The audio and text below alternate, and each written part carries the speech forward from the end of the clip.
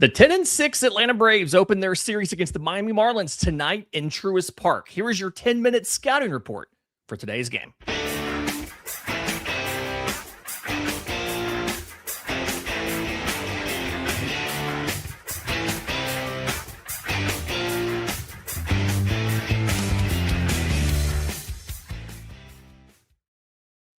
Hey, y'all, this is your Braves Today Scouting Report, a production of the Believe Podcast Network and presented to you by FanDuel. I'm Lindsey Crosby. In the next 10 minutes, we're breaking down everything you need to know before first pitch. Today, it's the Braves and the Marlins in the series opener, so let's get into it. Both teams have put out their lineups. For the Atlanta Braves, it is a lineup that you have seen multiple times, and there are no surprises. Michael Harris is back from paternity leave. Congrats to Michael and his wife, Esther, on the birth of Michael Harris III. Love the creativity Michael went with here on the name. So zero surprises. We've seen this exact same lineup multiple times.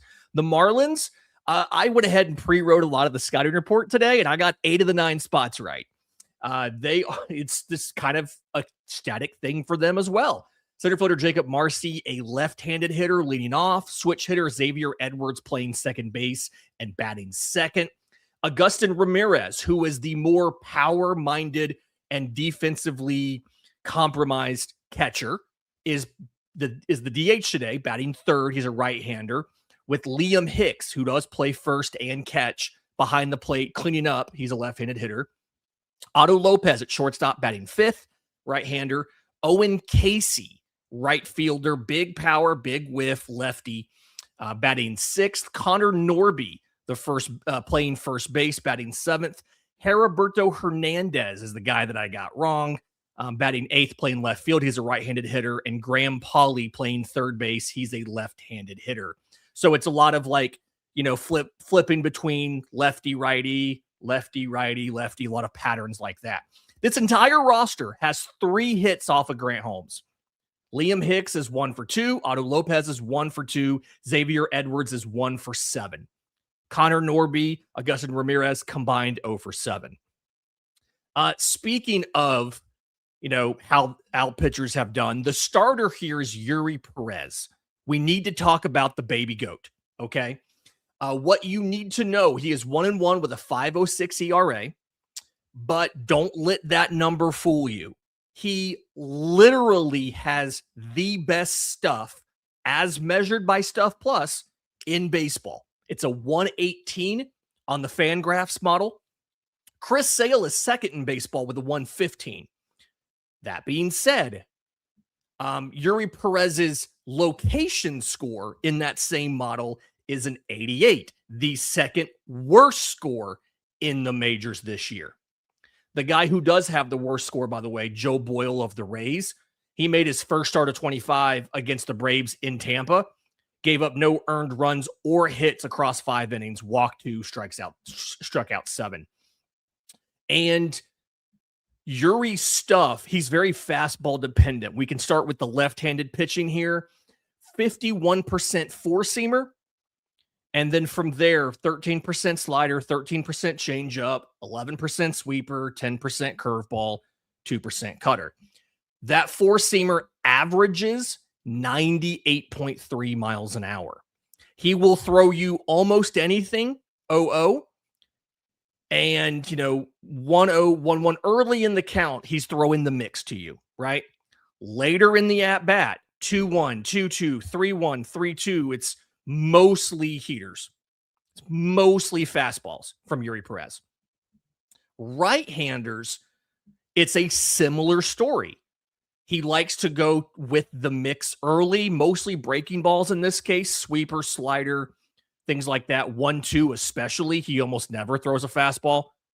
But again, if later in the at-bat or if he gets behind, he's going to pull out and lean on that four-seamer. Again, averages 98. You're going to see him pop plenty of 100s today. But also, he really, really struggles with control. 12.7% walk rate this year.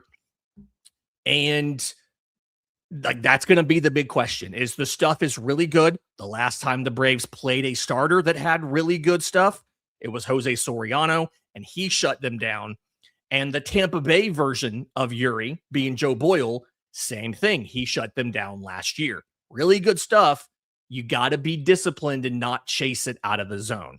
If you're not chasing Eury, he's going to have to come into the zone and beat you. He's given up a ton of barrels, 16.7% barrel rate, because when he gets behind in the count, it's almost always going to be a fastball, and he's going to throw it in the zone to try to avoid walking you. And if you know it's coming, you can sit fastball and hit it.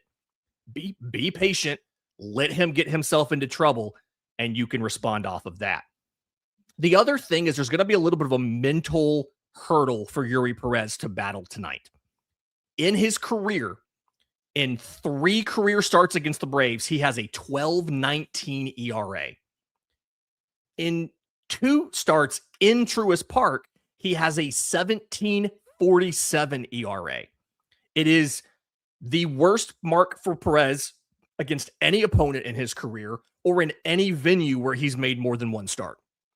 He has never had a lot of success against Atlanta, so he's got to get past all of that tonight. Drake Baldwin, 2 for 4, 2 homers, 4 RBI off of Pérez. Ronald Acuna Jr. is 2 for 3 with a homer. Ozzie Albies is 2 for 5 with a homer. Plenty of the guys have had success here off of Eury Pérez, despite the stuff being incredibly high octane. Let's go to the bullpens. This is the largest I could make these. I don't know why it won't let me make these graphics a little bit larger, but I'll see if I can figure out something here. For the Braves, Osvaldo Bido should be down today. Threw 50 pitches on Saturday. He got Sunday off because Dylan Dodd ate 3 innings and got an option back to Gwinnett for his trouble. It's been so long since both Robert Suarez and Raisel Iglesias pitched, they don't even show up on the chart anymore. So you should have virtually everyone available, including Jose Suarez, except for Osvaldo Bido tonight. So every single lever is there. The Marlins are also in a similar situation. Closer Pete Fairbanks returned from his paternity leave, I believe on Wednesday or Thursday, and he hasn't pitched since he got back. So he's also available. They also used a long man on Sunday. He should be down.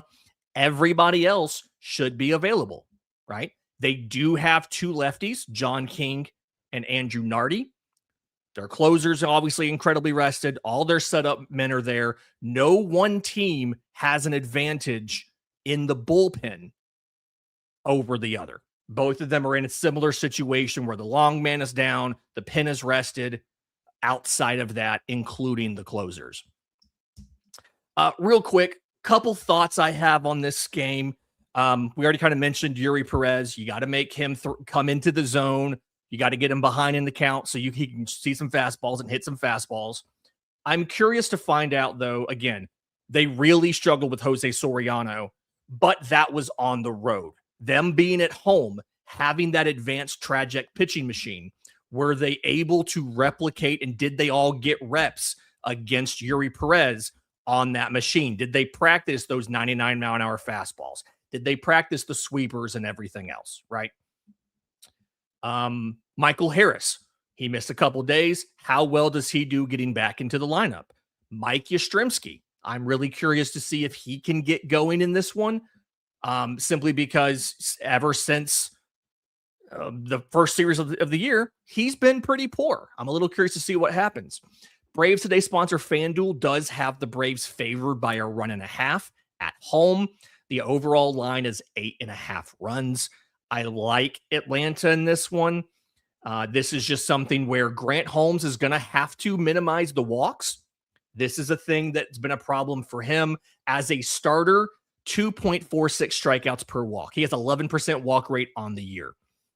So he's got to watch out for that. He also has to get more ground balls. He's induced 1 ground ball double play all season. And part of that's because he's a fly ball pitcher. The biggest thing that's going to be weird for you, though, I want you to be mindful of. It took me a minute to get used to it, too. You're going to see Liam Hicks, after every single pitch, turn and look to the dugout. The Marlins started this last year in the minors, and they brought it to the majors last year, and they're still doing it. The Marlins call pitches from the dugout. Now, they can't use PitchCom in the dugout. The rules are only the catcher and the pitcher can have the PitchCom sending devices with the buttons.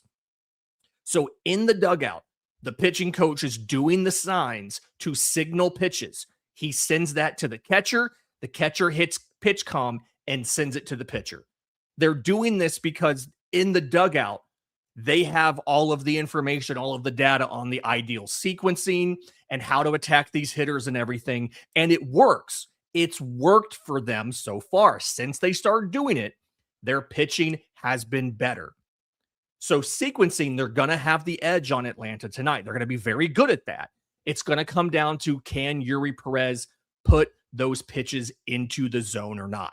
If he's throwing strikes, if he doesn't have to get overexposed on the hitter, it's going to be a long night for Braves pitching. If he struggles, gets behind in the count, and they can start teeing off on fastballs, it's going to be a quick hook for Eury Pérez.